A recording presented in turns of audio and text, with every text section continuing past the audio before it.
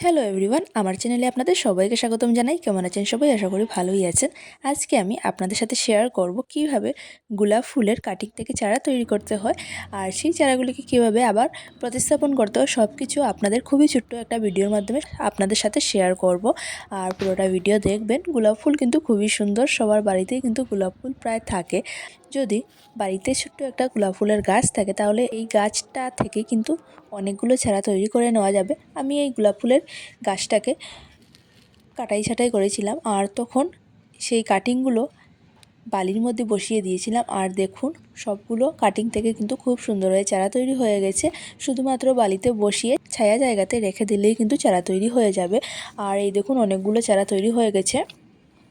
তাই ভাবলাম যে আজকে এই চারাগুলোকে প্রতিস্থাপন করব আর একটা ছোট্ট ভিডিওর মাধ্যমে আপনাদের সাথেও শেয়ার করব। তো এই দেখুন, এখানে আমি কিছু গ্রো ব্যাগ আগে থেকে রেডি করে নিয়েছি। ছোটো ছোটো গ্রো ব্যাগ রেডি করেছি, কারণ প্রথমে ছোটো গ্রো ব্যাগের মধ্যে লাগানো ভালো, পরে গাছগুলো বড় হয়ে যাওয়ার পর পরে বড় টবের মধ্যে বা গ্রো ব্যাগে লাগানো যাবে। এখন ছোটো গ্রো ব্যাগের মধ্যে লাগাবো। তো এই দেখুন, এগুলোকে কিন্তু আমি খুব সুন্দরভাবে বের করব যাতে শিকড়গুলো না ছিঁড়ে।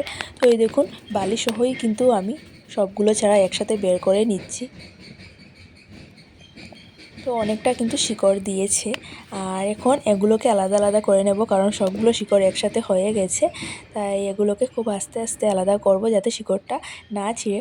আর আমি এখানে 6টা কাটিং বসিয়েছিলাম। 6টা কাটিংয়ের মধ্যে 5টা কাটিং থেকে চারা তৈরি হয়েছে, মাত্র একটা কাটিং এটা থেকে চারা তৈরি হয়নি। তো সবগুলো কাটিং থেকে কিন্তু প্রায় চারা তৈরি হয়ে গেছে। খুবই ভালো লাগছে। এই প্রথমবার অনেকগুলো কাটিং বসানোর পর সবগুলো কাটিং থেকে চারা তৈরি হয়ে গেছে। আপনারাও কিন্তু এইভাবে গোলাপ ফুলের কাটিং যদি গোলাপ ফুলের ডাল যদি কাটাই ছাঁটাই করে তাহলে ফেলে দেবেন না, এইভাবে বালির মধ্যে বসিয়ে রাখবেন আর দেখবেন অনেকগুলো চারা তৈরি হয়ে যাবে। আর যদি কারো লাগে তাহলে আপনারা এই চারাগুলো দিতে পারবেন। তো আমি এখন এগুলো ছোট্ট টবের মধ্যে বসিয়ে দেব। তো আমি প্রথমে 4টা গ্রো ব্যাগ রেডি করেছিলাম, তারপর দেখি 5টা চারা হয়েছে, তো এই 5টা গ্রো ব্যাগ রেডি করেছি। আর এখন দেখুন, এই চারাগুলোকে বসিয়ে দেব খুব সুন্দরভাবে যাতে শিকড়গুলো না ছিঁড়ে।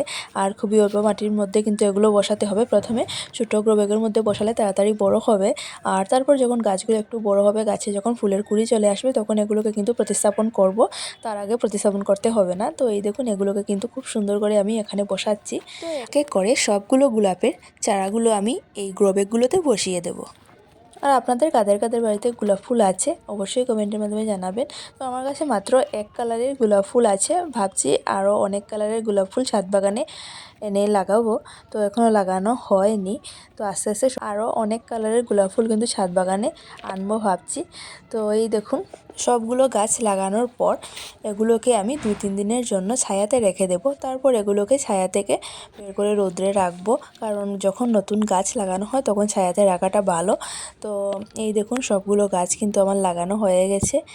আর এই চারাগুলো লাগানোর পর এখন এই চারাগুলোর মধ্যে দিয়ে দেব জল।